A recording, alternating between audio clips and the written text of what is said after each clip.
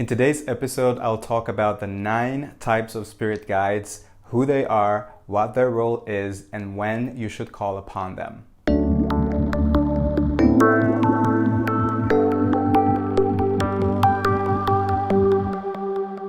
Hello, beautiful soul. Welcome to my YouTube channel or my podcast. I'm your host and guide, Will Caminada, and I'm here to help you awaken, heal, and expand your consciousness. This channel and this podcast is all about offering you guidance and practical tools to support you on your journey of spiritual self-mastery. So if this is something you're interested in and my content resonates with you, make sure you subscribe to my YouTube channel or to my podcast on whatever platform you use.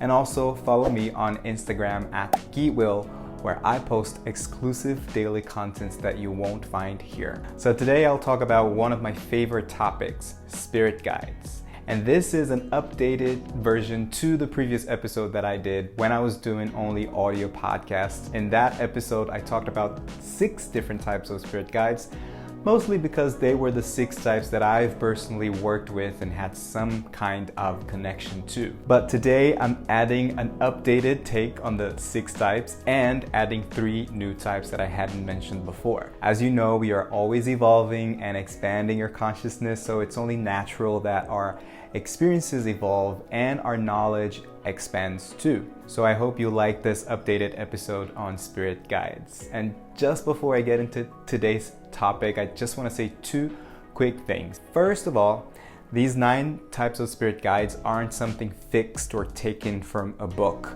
They are based on my personal experience and research. As you can see, these can change in the future and there may be more than one type that I may not be mentioning here. I've actually had a guest on the podcast, Yamil Yamunja. She talks about 7 types of spirit guides. I've also seen someone else talk about 9 types that aren't necessarily the 9 types that I would mention here. So that's just to say, don't get too attached to the linearity of it.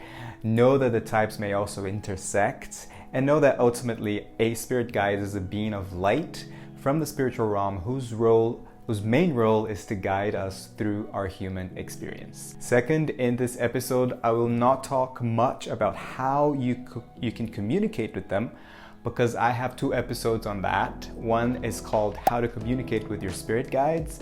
That is episode number 62, and the other one is called Channeling Explained, episode 77. I will put the cards up here and the links in the description so that you can watch after this. With that being said, let's get into it. The first type of spirit guide is deceased loved ones.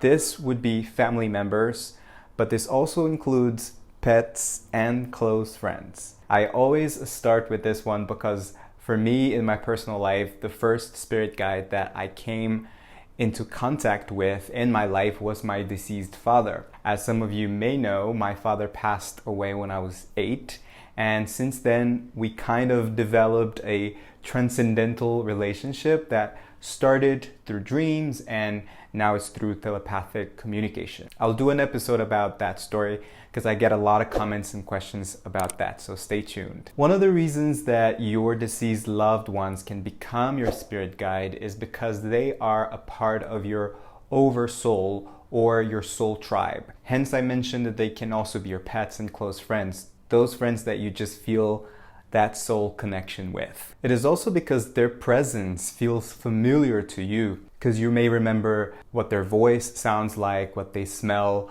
like, how they move, how they behave, etc. So in this sense, it is easier for you to communicate with them and for them to get through to you too. Their main role is to comfort your heart in moments of grief.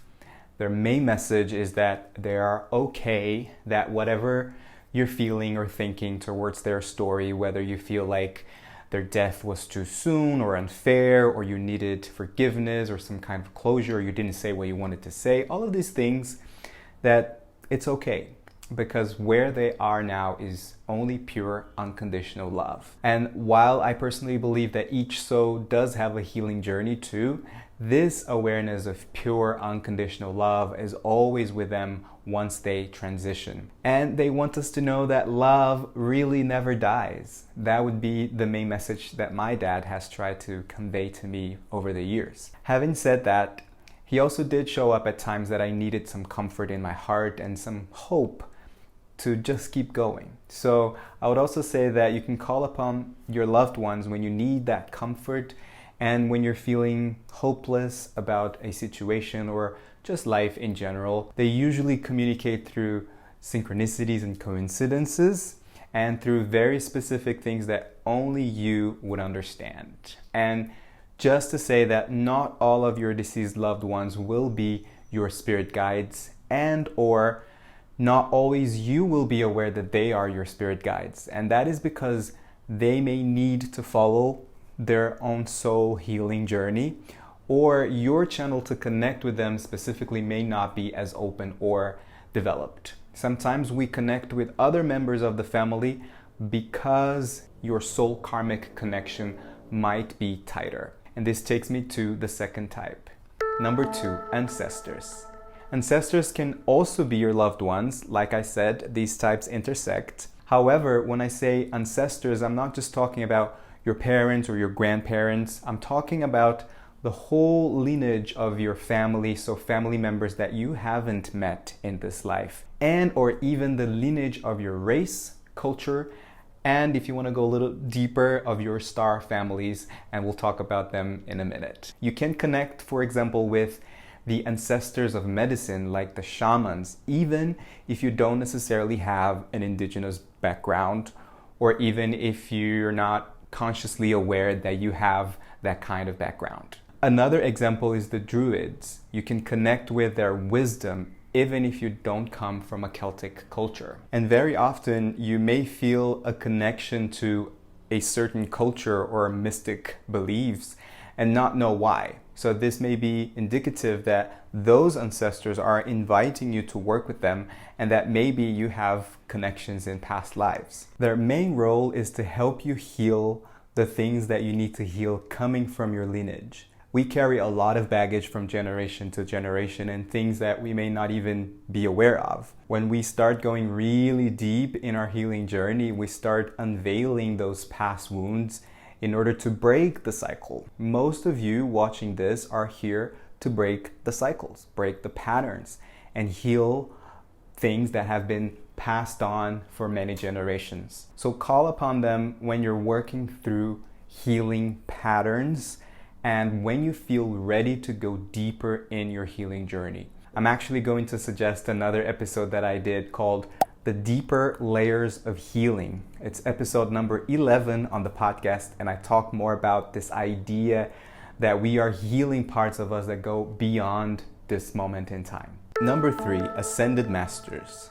These are very high vibrational beings who have taken on physical form at some point, and usually they go through the process of enlightenment here on earth to show us what's possible. So they are messengers. They're the bringers of the message of the embodied love, and they are teachers who come here to teach by example. Their main role is to guide us into ascension and unity consciousness, and to remind us that we are all beings of light and love, and that we all came from the same source, and that we can embrace the spirit in us without having to leave this body. Does this mean we will all be enlightened beings like them? Eventually, I believe so, but I also believe that it's not about trying to reach enlightenment or reach anything outside of us. I believe it's all about embracing our multidimensionality and tapping into the divine power within. And this is where they can help you with. So they bring an extensive body of wisdom that we can learn from.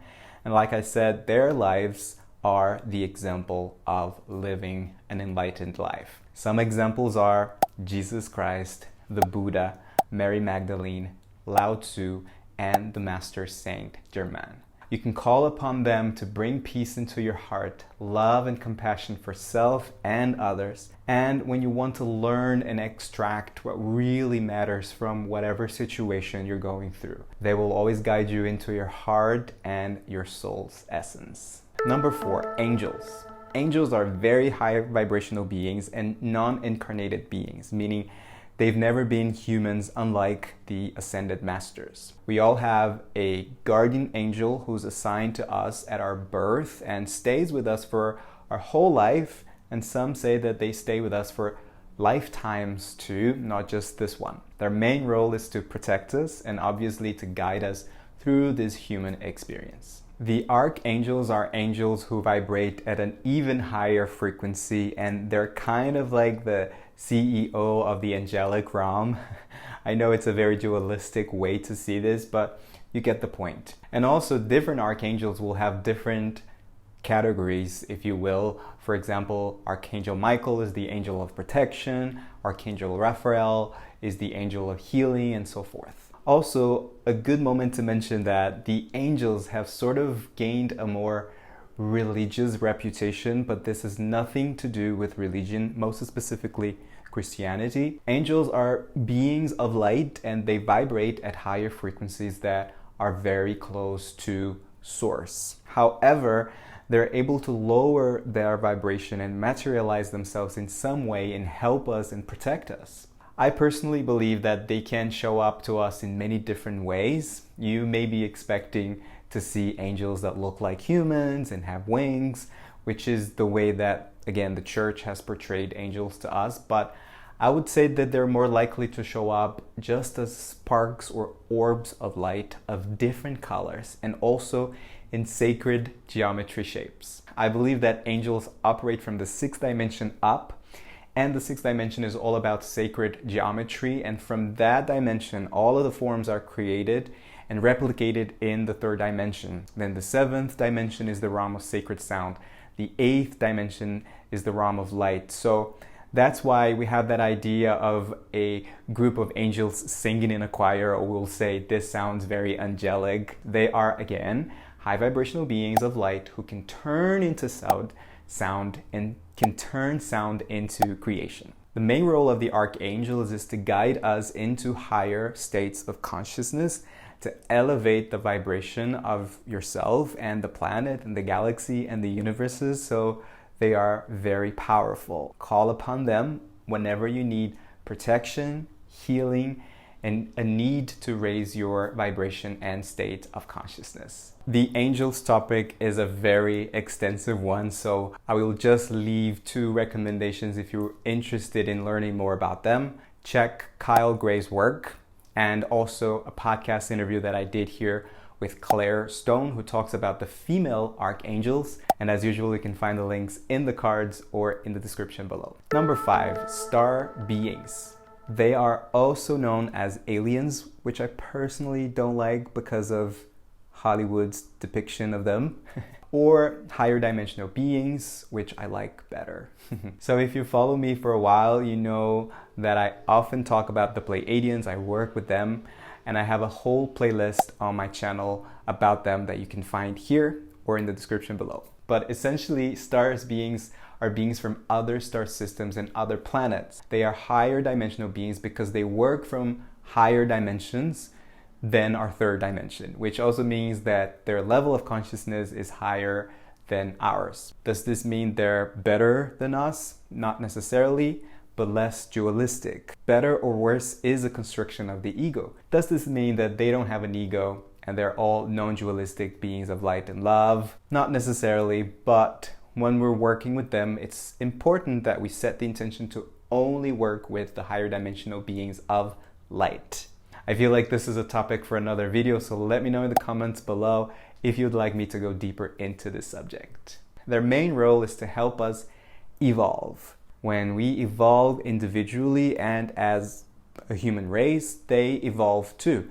That's why they know they're not better than us. They're actually helping us to go back to our original 5D state as a planet that's an active part of the Galactic Federation. And even though for some of you this may sound very out there, very Star Wars, they can actually help us with our human's journey, because they know that the evolution of the individual plays a massive role in the evolution of the collective. So you can call upon them when you're having issues with your life, with your emotions, with your projects, and perhaps struggling with your purpose in life. Similar to the archangels, each star race has some kind of role or category, for lack of a better word. For example, the Pleiadians are very much all about love and oneness, so they can help you with your emotions, the healing and the opening of your heart. The Arcturians are more about wisdom and technology, so you can call upon them when you need to heal and gain wisdom from a difficult situation. The Syrians are the architects of the universe, so you can work with them to gain clarity on your projects and more structure. The Orions too are all about the technical aspects of a plan and strategy. But generally speaking, you can call upon them to help you expand your consciousness. And when you feel like you're not enjoying your 3D life here on Earth, or also when you feel like you're wanting to level things up in any aspect of your life. Number 6, spirit animals. When I'm talking about spirit animals, I'm referring to the consciousness and symbolism of the animal rather than one specific animal. That would fall into that first category of loved ones and pets. We all have a spirit animal, and I believe we may have more than one. In shamanism, the spirit animals are very present, and if you have a connection with shamanism and nature, you are probably very much in touch with your spirit animals. I personally believe that they are very ancient beings that came before us. They bring symbolisms that can help us grow and access different potentialities within us. I think the sort of relationship between you and your spirit animal is very unique to you.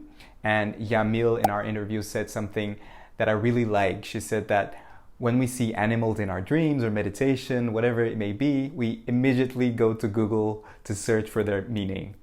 But she encourages us to sit with the feeling and reflect on what that animal means to you, specifically to you, on this journey or on a particular moment of your life. So I totally second that, and I'm also guilty of looking them up on Google.